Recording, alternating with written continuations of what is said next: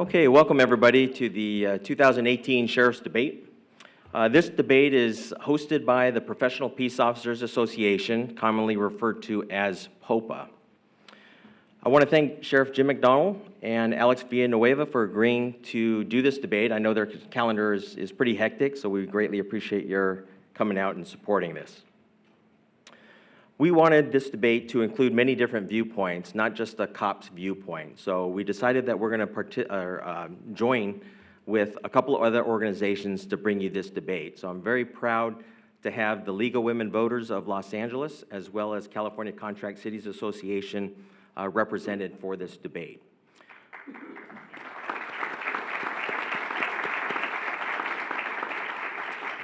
I'd like to introduce our moderator for the event. You already heard from her, Adrienne Alpert. She's an outstanding reporter for ABC7 and the host of Eyewitness Newsmakers, a public affairs news program. Please help me welcome Adrienne Alpert.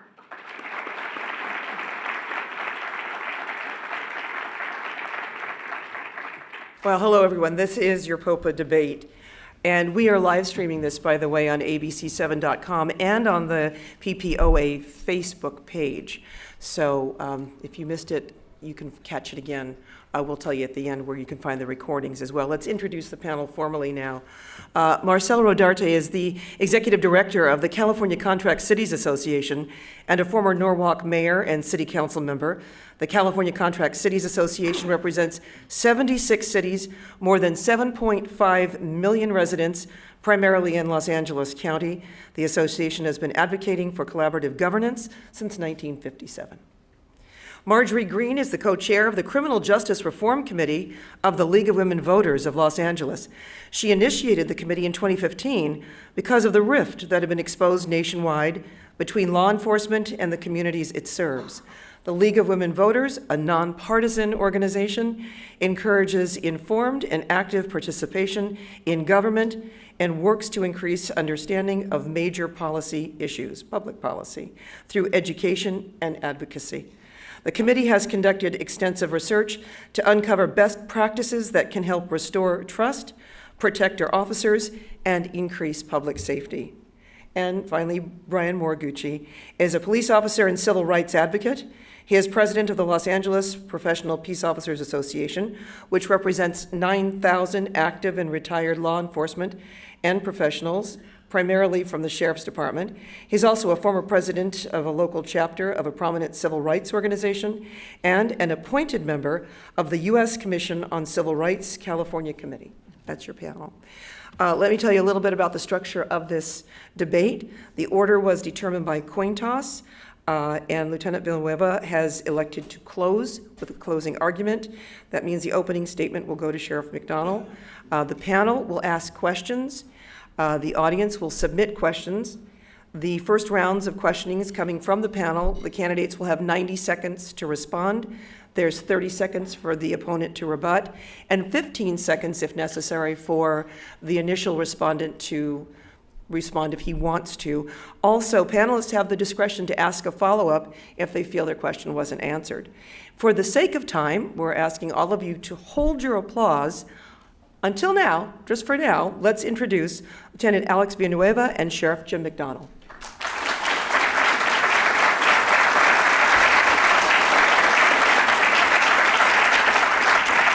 Sheriff, the opening statement goes to you. Thank you very much. Thank you, Adrienne. Thank you for being, is this on? It's a little touch on the bottom there. There we go. Thank you. Thank you, Adrienne, for being here tonight with us, and to the Contract Cities, League of Women Voters, and POPA, thank you for putting this on. A great opportunity for us to be able to share some ideas here tonight. Well, 4 years ago, I was elected as your sheriff, and I was very, very proud of that, to be able to enter a great organization during some very troubled times. I had the opportunity to sit on the Citizens Commission on Jail Violence and saw firsthand the organization's challenges, what needed to be done, and to be able to come in and do a transformation on an agency using the people within the organization, the strength of the organization, those with experience from within, and I was able to do that. A tremendous amount has been achieved in these past 4 years during a tough social climate across this nation. With some difficult legislative mandates, all very well intentioned, but with some serious unintended consequences that we've been dealing with since. It's been a tough period in other ways as well, with the mass shootings we've seen across the country, acts of terrorism, and particularly troubling those hitting our schools. We have worked hard on our youth programs. We want to be able to address our youth as young as we possibly can, to be able to help them get on the right track, to be able to foster literacy after-school programs, and we've done that in the Sheriff's Youth Foundation. We've dealt with human trafficking. We set up a bureau in November of 2015 and had incredible results since that time and become a national model on that front. Our counterterrorism capabilities are a model for other organizations across the country. Our reputation has been restored amongst other law enforcement organizations as well as the very communities that we serve. And then enough can't be said about the work that's been done by our men and women who work in the custody environment, our jails, and the transformation that's been accomplished there to be able to take it from where it was to where it is today. Some tremendous comments from our monitor team who oversees that progress, and I'll go into that in a little bit. Our mentally ill population in the custody environment has gone up 49% in the last 5 years. That's now 31% of our total in-custody population. A tremendously challenging population, one in need. It has made the LA County Jail the largest mental health institution in America, if not the world, and we shouldn't be one at all. Sheriff, I'm going to break it there because we've gone past your 2-minute opening. And Lieutenant, I'm going to give you a couple extra seconds too. The clock is down here on the floor, and if you guys can keep, every once in a while, take a gander. Okay, your turn. Thank you, Adrian. Thank you, Adrian. Thank you for Marcel, Marjorie, and Brian for hosting and sitting on this panel. And I want to thank my family, friends, and the public for the opportunity to address my candidacy in this forum. And I think it's an idea as a long time has come, and we're finally here. I'm not a politician. I've said that from the very beginning, and I initiated this campaign with the support of my wife, Vivian, way back in June of last year, and we wrote 3 words on a piece of paper, and that was our guide: reform, rebuild, restore. We stuck to those throughout the entire elections, all the way through the primary, and it turns out those are the exact 3 things that the Sheriff's Department and the community needs. We need to reform the Sheriff's Department. We're still in the same boat. In fact, we're in worse shape than we are today than we were in 2016, if that's possible. That's where we are. This election is going to be about reality versus what my opponent is claiming is all these wonderful transformations that people within the department are unaware of, and most members of the community are also unaware of these transformations. This is about rebuilding the organization from the ground up. And this is about restoring that trust that has been lost and is eroded over time in all the communities that we serve and the department, and together within the department, the trust between the line staff, supervisors, management, and command staff. We can reform the organization, we can change it, and in doing so, we're going to have an opportunity to actually address critical reform in the entire criminal justice system here in Southern California, because the Sheriff's Department forms a big linchpin of the criminal justice system, and our roles should not be underplayed. We can do this with your help, and this is about bringing everybody together. This is about unifying people behind a common cause, and that is reform the Sheriff's Department. And to this end, I'm asking for your support. Thank you. All right, those were your opening statements, and now we're going to go to the panel questions. And first up is Marcel. Your question is for Sheriff McDonald. Thank you, Adrian. Sheriff McDonald, there has been an ongoing staffing shortage at the Sheriff's Department for some time. How will you address these ongoing shortages to ensure our contract cities are receiving adequate levels of service and staffing to prevent deputy burnout? Please provide specific details on how the department intends to address this ongoing issue. Thank you. It certainly has been a challenge here and across America in agencies' ability to be able to recruit the best and brightest. We have high standards for every 100 people who sign up to take the test to become deputy sheriffs. 4 make it to the academy, 3 make it through the academy. In spite of that, since I've been sheriff, we've hired over 2,200 deputy sheriff trainees, and that's since 2015. We currently have 236 in the academy today. When you compare that back to 2010, we hired 1 that year. 2011, we hired 120. So we're averaging 618 recruits now a year. So we are making some progress. I inherited 500 vacancies. There's been 500 vacancies since 2011, so we didn't start off flush once we came in. In 2017, we hired 593 deputy sheriff trainees, but that took almost 15,000 applicants to be able to get us there. So we are moving forward. We are an organization that people are now looking to much more favorably than previously. When people came into this organization a few short years ago, they could expect to do 6 to 8 years in the custody environment before being able to get out to patrol or some other function. Today, we have people leaving the jail in as little as a year. And so that has changed dramatically in a relatively short period of time, which is a recruitment enticement. But we're also working with our communities. We're working with others out there. We're working with the Board of Supervisors to be able to right-size our budget, to be able to hire the number of people we need to be ultimately able to staff the many, many needs we have throughout the organization and to take care of the contract cities the way you deserve as well. Now, 30 seconds for rebuttal. When I talked about being divorced from reality, that is a prime example right now.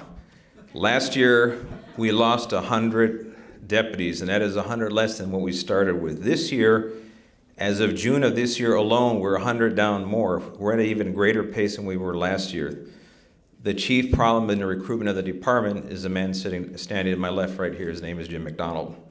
We need to turn this organization around. We need to encourage people to join on, and that's by actually hiring people instead of bragging about firing them. All right, and we got 15 seconds if you'd like, Sheriff. Yeah, you know what, you've been here 32 years. What have you done to be able to move the organization forward, to be able to help increase recruitment and put us on track? You talk about what's being done now. You've been in the organization. You didn't step forward, raise your hand, and say, hey, let me help. All right, we're going to ask you, hold applause. All right, going to go on now to Marjorie. Your question starts with Lieutenant Villanueva. For Lieutenant. Yes. Lieutenant, your campaign indicates that you're interested in reforming the LASD, both in terms of community policing and ethical standards of conduct. Can you lay out your vision of community policing? How would you determine what ethical standards of conduct you would seek to enforce, and how you would sanction a deputy who is out of policy?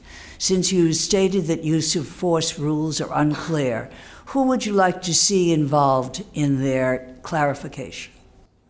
That's a big question for 90 seconds, but I'll give my best shot at it.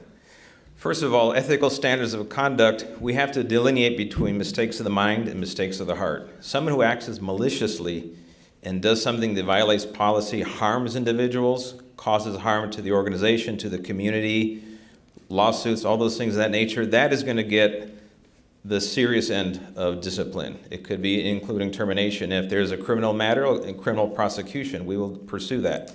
However, if it's a mistake of the mind, a tactical mistake, a mistake for lack of training, which we're not getting right now, then that's not something that should be met with a harsh hand of discipline, because that is a disincentive for people to actually perform. What it's doing is causing a lot of deputies to just put their hands in their pockets and say, I'm not going to stick my neck out. I'm not going to do proactive policing because all I'm doing is rolling the dice and jeopardizing the financial welfare of my family. That's just not smart management.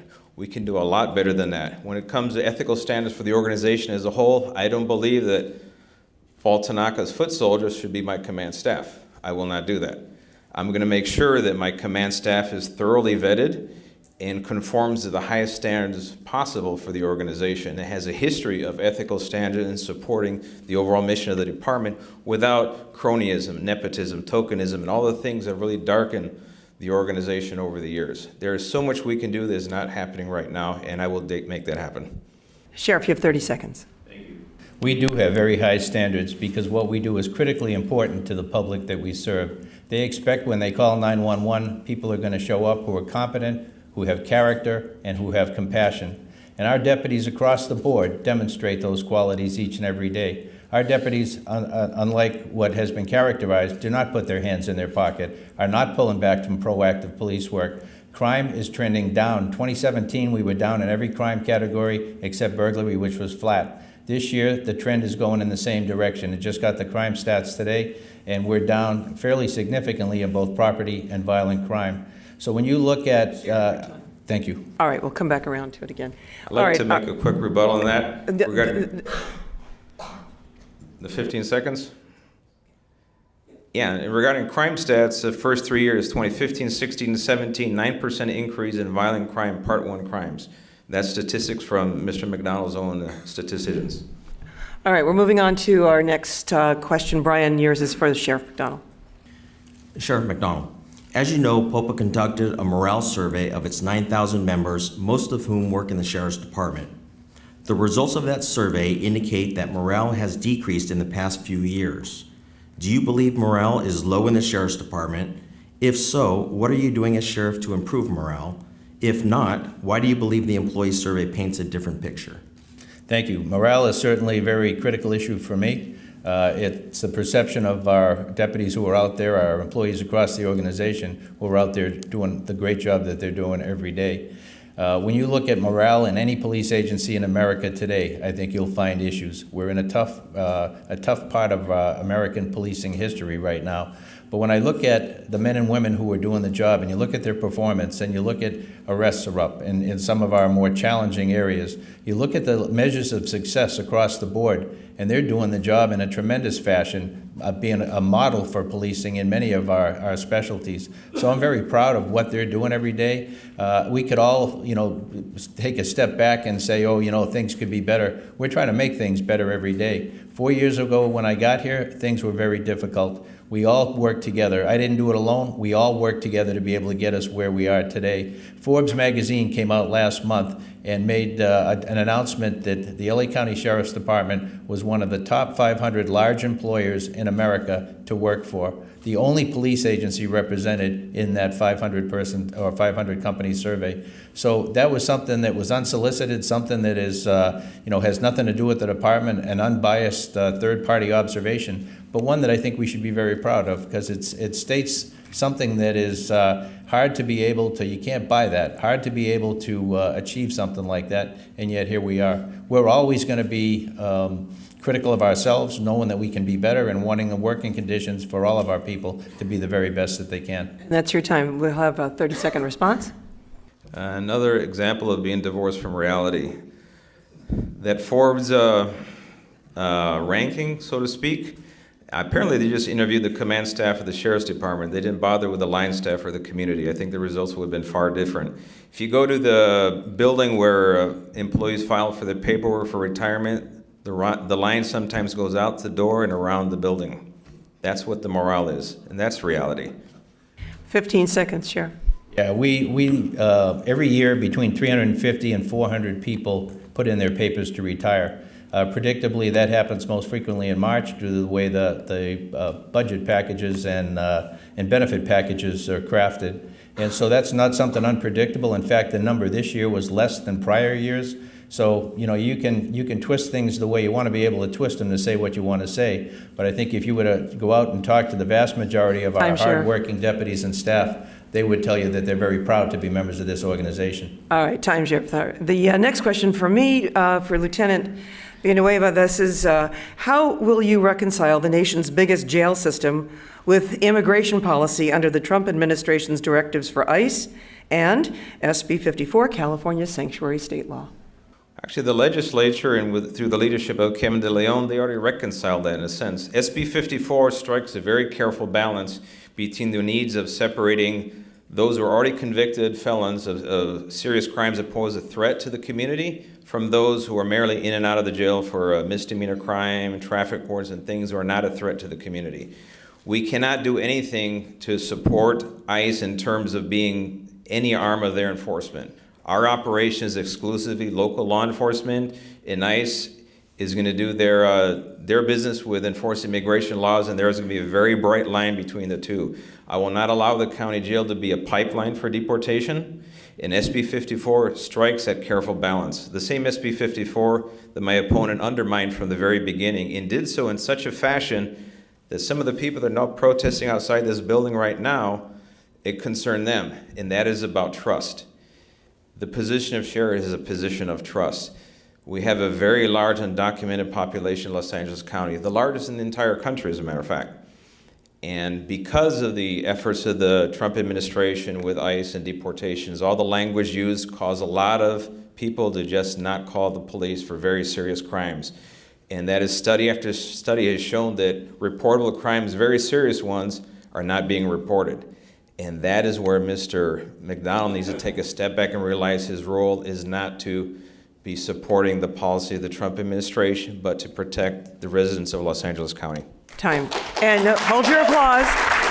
Sheriff, 30 seconds on the clock. Thank you very much. As I was talking, Senate Bill 54, we helped shape that. What ultimately was signed by Governor Brown is what we were doing here in Los Angeles County for the most part all along.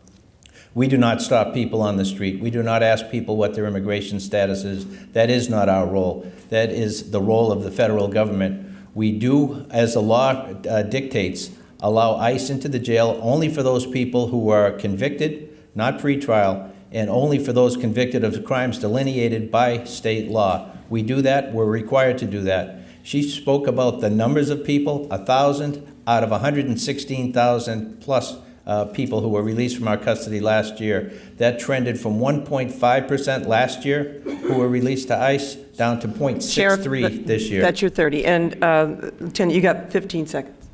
Well, instead of shaping perceptions, which Mr. McDonald did very, very well, that is what has generated all the assumption, and a lot of it is very correct among the immigrant communities within Los Angeles County, that he is very against immigration and very pro-ICE. And they have a role, and we have to strike that careful balance. But what he did, instead of just picking up the phone, doing it quietly, he made a very public grandstanding on SB 54, and that is why we have the problem we have today. All right, thank you, gentlemen. That was, okay, Marcel, your question is now for Sheriff McDonald. Okay, Sheriff. One benefit of the contract model is reduced overall law enforcement costs. In recent years, cities have seen liability costs skyrocket. What steps have you taken to reduce risk within the department, and what do you intend to do to reduce risk going forward to minimize liability costs? No, thank you. We have reduced in the past 4 years, we have reduced our cost as it relates to deputy-involved shootings, as it relates to uses of force dramatically, and we've been in touch with your organization on that every step of the way, working hand in hand. We will continue to work together with you. We put together training programs, risk management programs. We evaluate after every significant incident. We break it down into its smallest parts to see what could have been done different, and how do we then incorporate training into making that happen. We take risk management very seriously, and our liability issues have decreased. Certainly, as you're well aware, the issues we're dealing with today happened sometimes 4, 5, and 6 years ago. So in the pipeline now, we're going to see improvements in that whole issue. Our deputy-involved shootings, which are some of our most costly litigation issues, are down. Our uses of force, significant uses of force, are down, particularly in the custody environment. So we're on the right track. We've taken remedial action and working together with contract cities. We're very proud of the work that's being done, but it's never something where we feel comfortable in checking the box. We're going to continue to move forward and try and be better and better each and every day. Lieutenant, 15 seconds. Excuse me, 30 seconds. Well, again, we're being divorced from reality. If you ask the average deputy on the street, they're walking around in eggshells, afraid to make decisions, because now the new model under the current sheriff is don't make any decision, wait for a supervisor. It's a model that they're doing in custody, they're replicating in patrol as they gravitate from custody to patrol, and that is a disaster that is going to be unfolding over time, because you're going to have deputies getting way over their head, and they fail to make critical, assertive decisions in the field that they should have done, but they were trained poorly to do. Sheriff, you've got 15 seconds. Yeah, if you're saying deputies are way over their head and they don't ask for supervision, then you're inconsistent in that. The supervision is there to be able to assist them, to ensure that things are being done according to training, according to policy, and being able to provide the mentoring necessary to be able to help all of our people do the job as safely and as well for the public as they can. All right, Marjorie, your question is for Lieutenant Villanueva. Lieutenant, the role of the Civilian Oversight Commission is very important in terms of fostering trust between the department and the communities it serves. What would you like to see as its role in informing department policies and practices? What is your opinion about subpoena power for the Civilian Oversight Commission? I've said this in the very beginning. I believe the Civilian Oversight Commission is extremely important in assisting me in making informed policy decisions. I want them to be partners. I want them to be representative of the stakeholders in the community. So when we gather together, figure out what we need to do and move forward as a community together, then the decisions that I make are going to be respected and be backed by that Civilian Oversight Commission. And regarding the subpoena control, I'm going to actually empower them to receive all the documentation that they can legally obtain, and I'm going to give it to them. I'm not going to hide behind my position as sheriff. I'm not going to conceal information, and I'm not going to force them to go out there and get a ballot measure to do something that should have been done just from his own office. So you want some information? Here it is. Sheriff, you have 30 seconds. Thank you. That's exactly what's happening now. The investigative arm for the Civilian Oversight Commission is the Inspector General and his staff. They have access to literally everything that we do in the organization. We have an MOU with them. They couldn't be happier with the level of access they get. The Civilian Oversight Commission are a tremendous group of people from all walks of life with different levels of expertise in a variety of fields. I greatly value what they bring to the table. Their insight, their suggestions are something I take very seriously. I don't see any need for subpoena power for them because they are not an investigative body. They get what they need through the Inspector General's office. Time, sir, and 15 seconds for rebuttal. Well, then again, here we are. The Civilian Oversight Commission and the members, they're the ones that are sponsoring and pushing for the ballot measure to obtain subpoena power for the Oversight Commission because they're not getting the information that they're asking from the sheriff. So you can't have it both ways. Either they're getting it or they're not getting it. All right, moving on now. Brian, your question is for Sheriff McDonald. Yes, a quick follow-up. The commission, after significant public debate, urged that the department ground its drone program. The recommendation was ignored. How does that work for you? Well, that is exactly one of the problems that happened when the sheriff just didn't bother with the Civilian Oversight Commission to use them in their capacity. Had he gone to them up front and said, hey, we have this technology, what do you folks think about it? These are the things I like to do with it. I like your concerns. And then when they're part of the people crafting the policy, they take ownership of it, and they're going to back it. And ultimately, they vote, I believe the vote was 5-4 against the drone policy. But I believe the drone policy actually does have important components, and that is life-saving, tactical issues where we have to look at something where it's much better to do it with a drone than somebody having to put their neck out and see something, or in inaccessible places like earthquakes and stuff like that. We're getting people in spots where we can't, it's unsafe for them. The drones serve a purpose. However, if you approach the Civilian Oversight Commission in the right order of events and have them participate in the process, you're going to have a lot more positive feedback in support of your policies than if you just wing and tell them, hey, here's your policy, take it or take it. Thank you. Nobody's winging anything. The Civilian Oversight Commission was not in panel when we made the decision and rolled out the program for the UASs. They are a tremendous tool, and we laid out very clearly when they were appropriate to be used and when they were not. And primarily it's used for tactical situations involving the bomb squad, and search and rescue situations, particularly in our mountainous areas. Tremendous tool, it's a life-saving tool. I took very seriously their recommendations. However, I made my decision based on public safety. It would have been irresponsible to ground them. All right, that was kind of off the clock, so if we're good there, we're going to move on. Brian, this is a question directed to Sheriff McDonald. The LA County jails are a dangerous environment and house many violent criminals and gang members. Employees are regularly having urine and feces thrown at them, and over 700 jail cell door locks are broken in just one of your jail facilities. What are your plans to prevent these assaults on the employees, and what steps will you take in the next 4 years to improve the safety in the jails? Thank you. Great question, and I don't disagree that it is a very difficult, complex, and often dangerous environment, particularly Men's Central Jail, which has an antiquated layout, the tiered system. We have had way too many of our employees gassed. It's a horrific experience. We have worked with the DA's office to be able to get additional filings, and we have had those filings on those that have been involved in that dramatically increased from years prior. We've done what we can tactically so far. We still are looking for best practices throughout the nation as to what's being done elsewhere. Our people are doing a tremendous job under very, very difficult circumstances. We will continue to work with the experts in the field, our own people primarily, to be able to move forward and provide them with the equipment and the training necessary to make it as safe as we possibly can. And 15 seconds. So, 30, sorry. Well, first thing I'm going to do is I'm going to appoint someone to oversee our jail system who actually grew up and worked in the jail system at the line level and worked their way up. So they're familiar with the jail system. They're not trying to make our jail system an extension of the California Department of Corrections. And that's just the start. We have a lack of training. We have a lack of decision making. Everything that the deputy does, they have to wait for another person to make the decision for them, the supervisor, the line staff. And that is killing and it's endangering the safety of our staff, both sworn and civilian. Every single year, the amount of assaults against staff keeps skyrocketing, getting higher and higher, and this gentleman has nothing to say about it.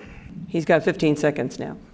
Yeah, we have the best and the brightest that we have working in our custody environment. They do a tremendous job every day.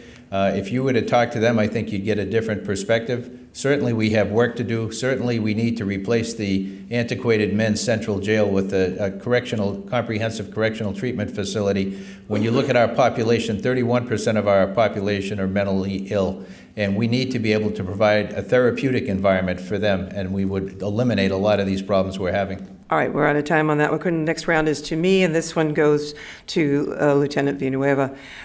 This is about the tattoos at the Compton Station. The chair of the Civilian Oversight Commission says they're going to look into it because clicks can lead to the use of excessive force.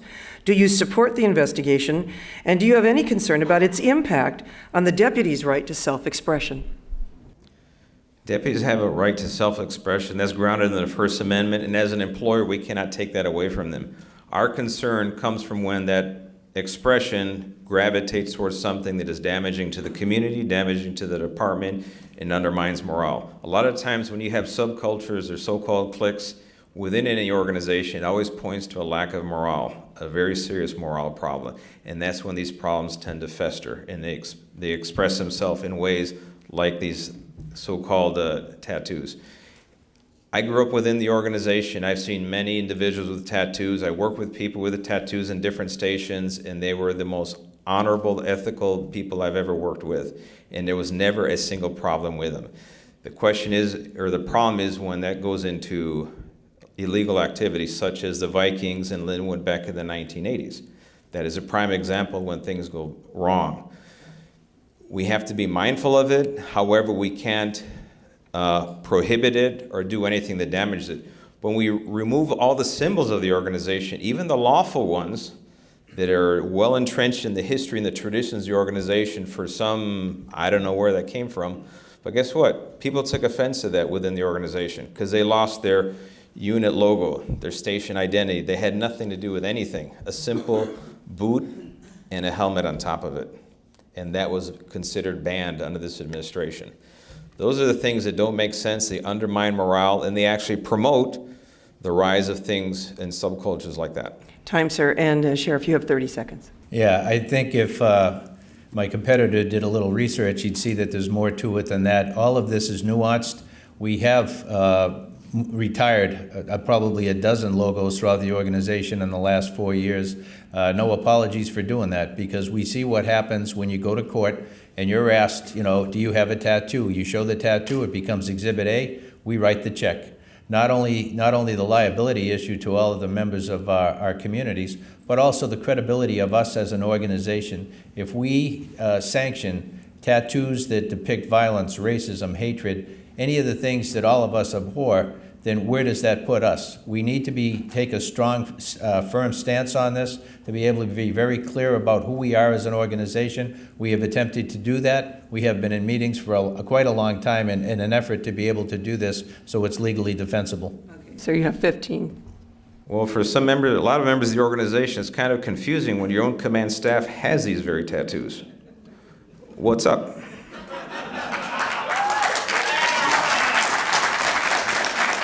We can leave that as a rhetorical, or you'd like to respond. Let's go for it.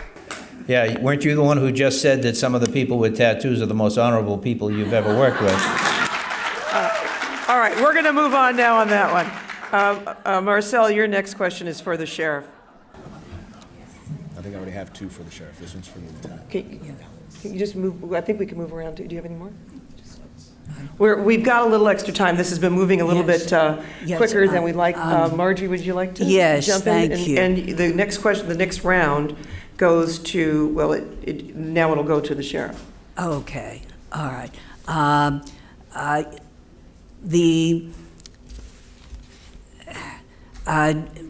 What we're seeing is a lot of distrust for law enforcement in the various communities.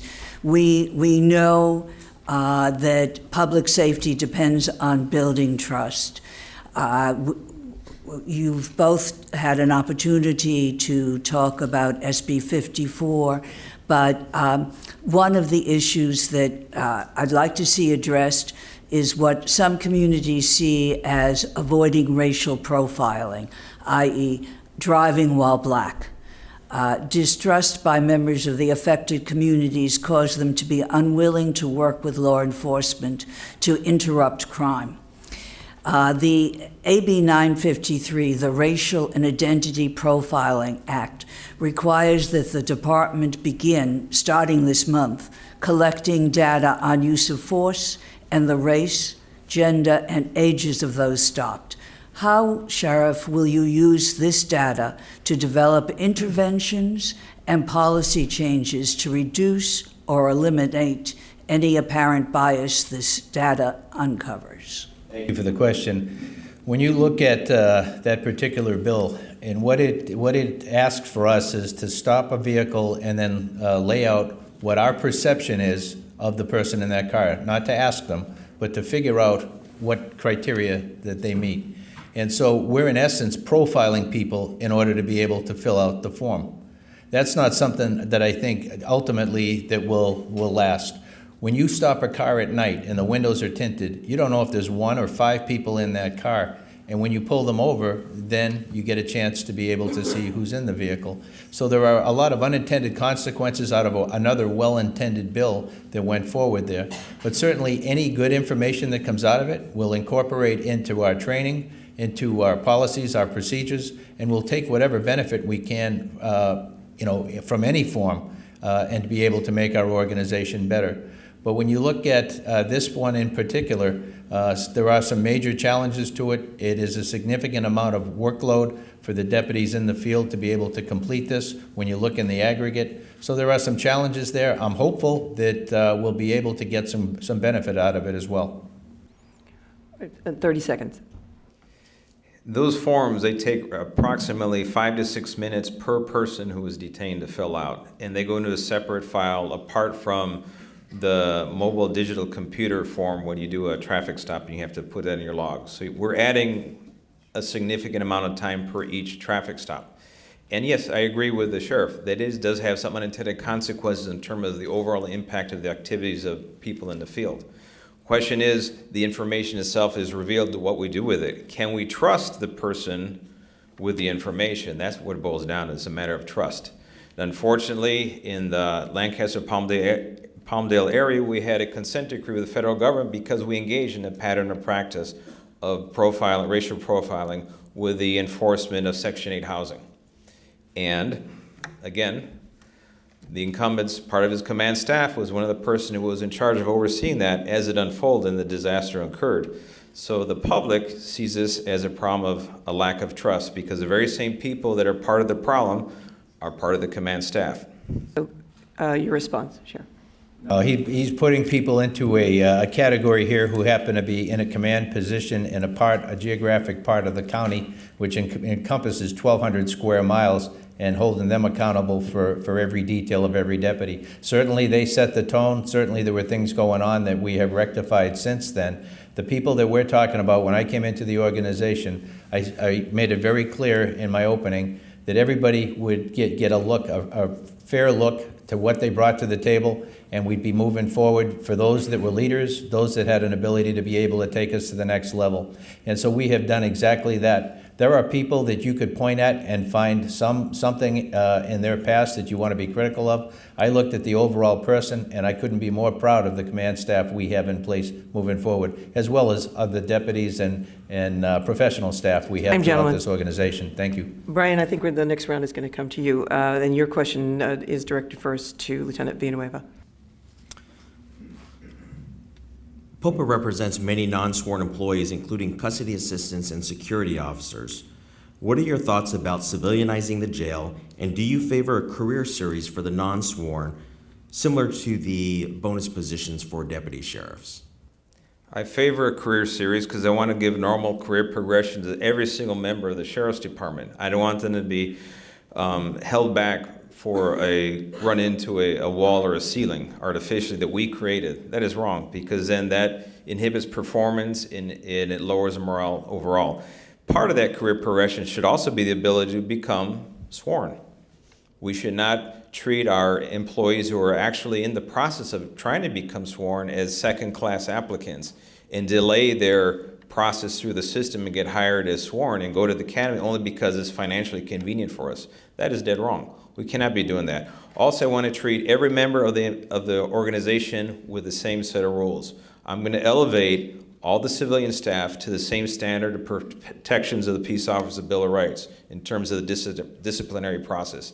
I think it's important. Every employee deserves a Bill of Rights and to be recognized for the hard work they do, and that goes along to solve that.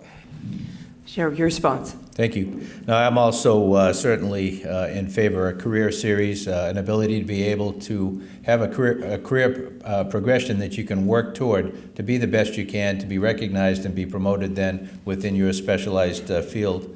As far as civilianizing our custody environment, we have talked about that extensively. That's something I'm very willing to entertain further. But as we move forward, we do so with an MOU in place with our unions that lay out what the percentages are. We could work on that together.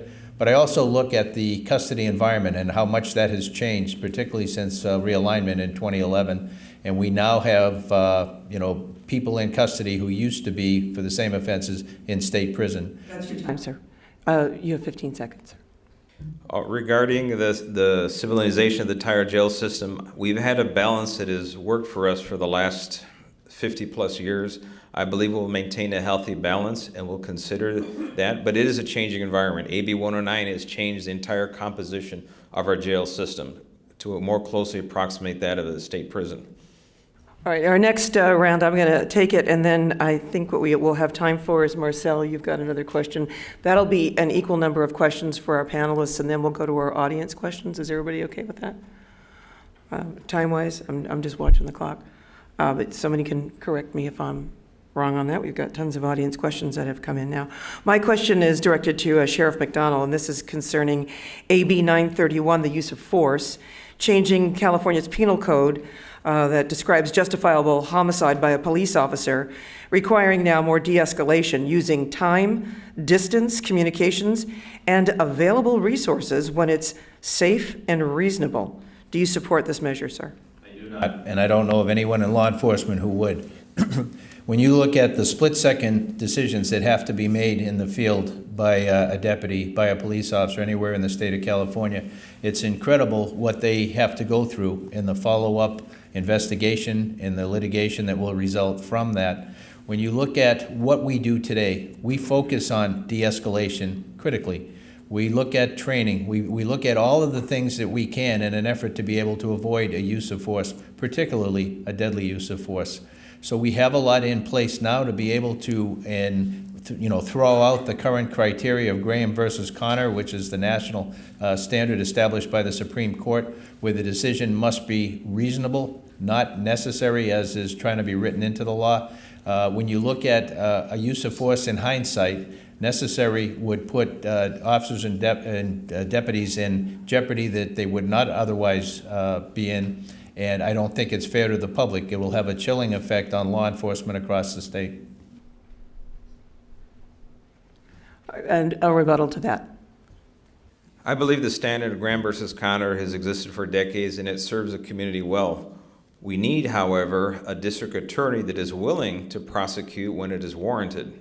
instead of sitting on their hands. That is where the problem lies, not so much in the policies of the department. AB 931 by Assemblywoman, I believe, Shirley Weber in San Diego is bad policy. Good intentions, but bad policy, because it's going to really cause damage to actually people wanting to enter the profession. They'll say that is too much of a scary field. I don't want to get involved in something so risky. Time, sir, and 15 seconds, sure. I think it's been said. All right. Marcel, your question goes to Lieutenant Villanueva. Thank you. Lieutenant, how does your leadership style differ from our current sheriff? And what would you do differently to address the department's most pressing challenges? Well, I don't think there could be a greater contrast in leadership styles. One, I care about the organization. I care about every single member of the organization. I've been in here for 32 years. I grew up literally wearing the tan and green. You understand all the nuances of the organization, the trials and tribulations, doing more with less compared to your average police department. And I believe leadership should inspire people to aim higher, and everybody comes working together. I don't believe in a management by gotcha. I don't believe in top-down, overwhelming bureaucracy where everybody's afraid to do their job and everybody's second-guessing each other. Right now, we have it's a disaster that's going on. Not that I want to use the famous phrase of Mr. Trump, but that is the situation we have today, and it stems from a leadership style.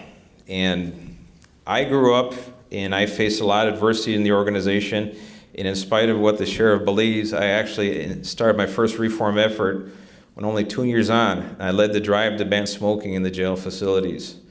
I led the drive to get corruption out of organized labor within the sheriff's department. I led the charge against Lee Bach and Paul Tanaka when they engaged in the pay-to-play politics.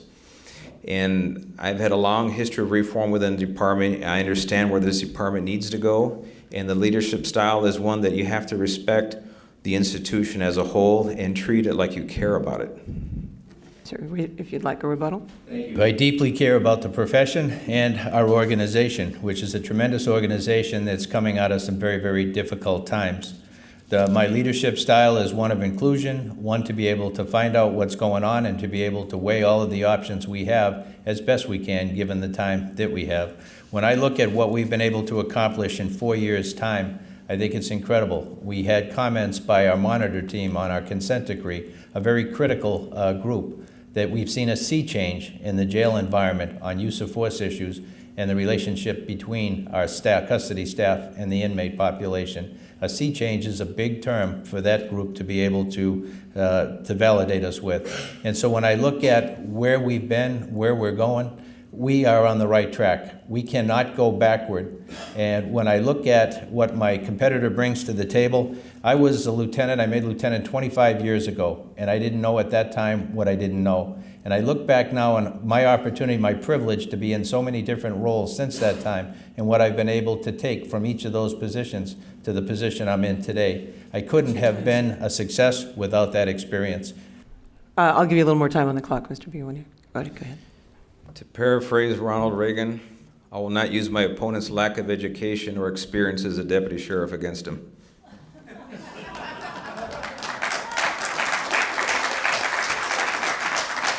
All right, that's your response? All right, we've now come to the audience questions, and these are going to be a lightning round by agreement. These are 30-second responses. Some are directed at one candidate or the other. The first one, Sheriff, is for you. Some will go to both of you and give you both 30 seconds each to respond. But this is no rebuttal. This is just we're going back and forth on this one. Sheriff, according to, and I believe this should be a motion, by Hilda Solis and Sheila Kuehl 2 weeks ago, hate crimes have risen 24% during your term. Why? Hate crimes have risen across the state, and we've seen that across the nation as well. They have not risen in the county of Los Angeles, in the area that we patrol, that we manage from a criminal justice standpoint. I've sat for probably 15 years now as the chair of the Anti-Defamation League's Law Enforcement Advisory Committee. We focus on hate crimes throughout the Southern California area. That's a great group, very committed to being able to wipe out hate, bigotry, and bias. I'm proud of that association. We work very hard and take hate crimes very seriously, and will continue to do so. 2 times, sir. Lieutenant Villanueva, what do you think about releasing the Brady list of problematic deputies to the DA? The Brady list is a fake list. It's a production of a compromised Internal Affairs, Internal Criminal Investigations Bureau list. It includes people that do not belong on the list, and it excludes people that should be on the list. And all it is a public relations stunt, nothing more. We need to actually reform the organization from the ground up, and that includes taking care of internal affairs and getting people that know how to do their job, know how to do proper investigations without interference from above trying to dictate the outcomes because of their political affiliations, whether they like someone or don't like someone who's a subject of investigation. Once we have That's your time. That's your time. To both of you now, and Sheriff, we'll start with you.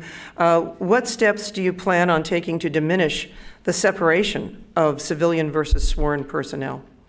You know what, we started that when I first came into the organization. It is a work in progress, but treating everybody with dignity and respect, respecting them for the job that they do. We're in a very, very complex work environment, and every part of that organization has to work well and together for us to be successful. When I look at our organization, and unlike any other I've ever seen in the United States, we have, you know, the largest of our kind of the function that we do with, similar to LAPD, but we do the jails, the courts, the colleges, the hospitals, the parks, search and rescue, and a third of MTA. Those would be specialized police departments anywhere else in the nation. We do them all. And Lieutenant, you have a chance to respond to the same question. Could you repeat the question? It is, what steps do you plan on taking to diminish the separation of civilian versus sworn personnel? Well, first, you got to care about them. You got to care about each and every one of them. You got to care about their careers, their families, their lives. And notice my opponent, he mentioned he cared about the profession, he cared about the organization, but he somehow forgot to mention that he cared about the people that work for the organization. That is a big difference between him and I. All right, the next question is to you. In a time when gun violence is out of control, why do you support increasing gun permits? The gun permits I support has to be common sense, has to be based on the law. And currently, the standard is not shall issue, as some people are demanding, but based on good cause. I intend to give those CCW permits to the people who merit it because of their particular situation where they are exposed to a threat. We do not have the availability of basically babysitting them 24/7. There are professions that by their very nature of their profession deserve that. That would include judges, district attorneys, people that are involved in the criminal justice system in a conflict way. In a call, that also includes reserve peace officers. HR 218 pretty much establishes that, but my opponent believes that every single reserve peace officer has to apply for a CCW permit. That's your time, sir. And we have another question that'll come up for the sheriff on that, but I guess I'm just going to take these in order. Sheriff, why do you feel the need to exert pressure at civil service to uphold baseless terminations of deputy sheriffs? We don't do that. So, I mean, that's I don't know how to answer something we don't do. They call that a loaded question. And we'll move on to Lieutenant. While you were actively employed at LASD, did you exhaust all resources to expose the corruption in LASD you saw, taking it to outside sources such as news media, California DOJ, et cetera? As a matter of fact, I did. I went to investigative agencies. I went to the Office of Inspector General. I went to the LA Times. The entire pay-to-play scandal, I hand-delivered it with all the documentation and the Office of Independent Review, my bad. They said, oh, thank you very much for the information, kind of patted me on the head, and they said, we'll get back to you. That was 2006, 2007. I'm still waiting for them to get back to me on that one. Sheriff, next question for you. How have you improved accountability at the department? Oh, God, I could go into so many different ways, from setting the tone right in the very beginning as to what our expectations were for behavior and performance throughout the organization, for having positive and negative discipline consistent with those expectations throughout the organization. That has not always been popular, as you've heard, but something that we needed to do as an organization to be able to move past problems and to be able to, like I mentioned in the beginning, restore the shine to the badge. And we have done that. In 4 years, well, within the profession, the LASD is once again on the top of its game. In the communities that we serve, LASD is once again credible and is trusted by the people that we have the privilege to serve. We have a request. Brian's asking, and he's got a privilege for a follow-up in the conversation on CCW's concealed carry permits. You had one. The question is for both of you. Would you support CCWs for your non-sworn, your custody assistants who work in a very dangerous environment, as well as your security officers who are out in the field facing criminals every day? Will you support CCWs for them? I will. And we'll look at each one. We'll look at the situation overall in the macro sense and talk with you on that. And if you can make the case that that's an appropriate issue to deal with, we will. On an individual cases, currently, we would do that. If somebody has the need for one, we would see if the cause was there to be able to do it. Translation, he's not issuing them. Next question, Lieutenant, is for you, and we're going to get pretty close to wrapping up, I think, unless some more questions come in. Some of these that have come in we've already asked and answered, but Lieutenant, this question for you: with your limited experience, not even having run a station, how do you expect to run the largest sheriff's department in the country? Oh, we know where that question came from. I will tell you this race is not about experience in management. I'm standing next to a man who's a career bureaucrat. He's been carpetbagging from ivory tower to ivory tower. And he claims to know more about this organization in 3 or 4 years than I have done with 32 years working it from the ground up in every single position, the tough positions, the positions that people working to this very day. People in broken down black and whites with no air conditioning. People in the high desert suffering under Class A uniform that's now twice as heavy, by the way, and hotter. They put the air conditioning duct into their Class A just to cool down. That is not known in your organization. You know what these people go through. But you have a $100,000 Yukon with nice air conditioning and twin TVs, I understand, I've been told. And you know what? My leadership style is whatever the deputies go through, I will be going through it. I came through the military training officer candidate school, and I learned early on, you are the last person in the line. You work to serve the people that are doing the job. Your time, sir. And that went about a minute. So, Sheriff, I'm gonna take the time on the clock and give you a minute if you would like to respond on that.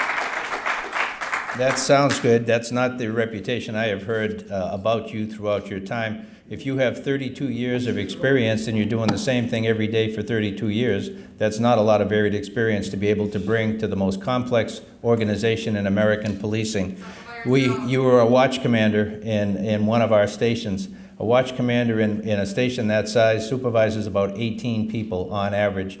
You're going from 18 to 18,000. It is a different job. Lieutenant's job is a critical job in the organization, but it's a different job. And not to have sat in the seats as a captain, as a commander, as a chief, as an assistant sheriff, as an undersheriff, there's 6 levels there that you're missing. In each one of those levels, you get a tremendous amount of insight and experience. When you look at what we're asking of somebody to come in, you got to be able to hit the ground on day one. This is not a place to learn the job. What we do is much too important, much too critical to the lives of over 10 million people to take this as an on-the-job learning experience, which is what you would have to do with your background. That's our time on the questions. Applause might be appropriate here, because at this time, we're going to go into a final minute each for closing. And as per the coin toss at the beginning of this will start with Sheriff McDonald for 1 minute. Finish up. Lieutenant, No, you opted to You go last. go last, Okay, right? all right. Yeah. Well, contrary to what you've heard tonight from my opponent, I do love this profession, and this department is made up of the people that are within it. On the immigration issue, I am the son of immigrants. My parents came to this country a year before I was born from Ireland. We didn't have very much. We lived down in Boston, down the street from Fenway Park, and we made the best we could. But they instilled in me the value of hard work and treating people well and doing the very best you can. So I'm very sensitive to the needs of our immigrant community. What you've tried to paint is divisive. We won't have that. We'll move forward and be truthful. We are making history today in the LASD. Tremendous progress. We've got become the place to go for police organizations across America and around the world, and that's a great honor, but also a great challenge for us and a great privilege.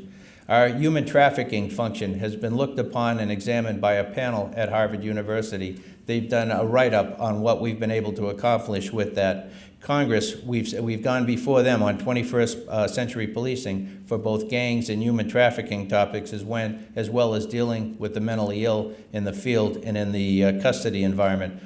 Professional publications seek us out on emerging crime trends, including cybercrime, cyber terrorism, the fentanyl scourge that we're starting to deal with here. Okay, if I could just, qualifications matter and experience count. Thank you for your support. All right. We'll give you the extra time too, Lieutenant. You opted to go last. Your turn. Well, I want to thank everyone for attending, for listening, and this has been a wonderful experience, and hopefully the sheriff will decide to do more debates because we have a lot more to talk about. This election is about change. It's about reform. It's about leadership. My opponent will want you to believe it's about experience, but that experience didn't matter at all.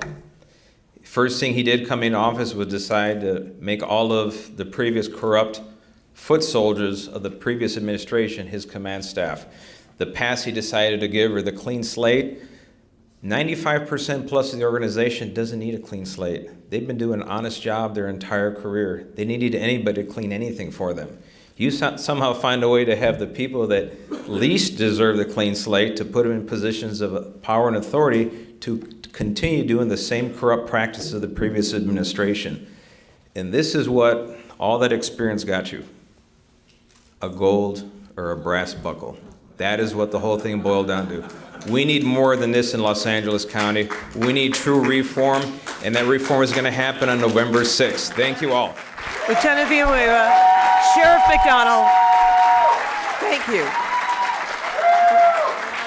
Final note, and to the panel, great. A final note, this debate's going to be uploaded to YouTube and on PPOA.com. So if others missed it, you can tell them where to find it. Thanks to both of you. That's our time here. Thank you.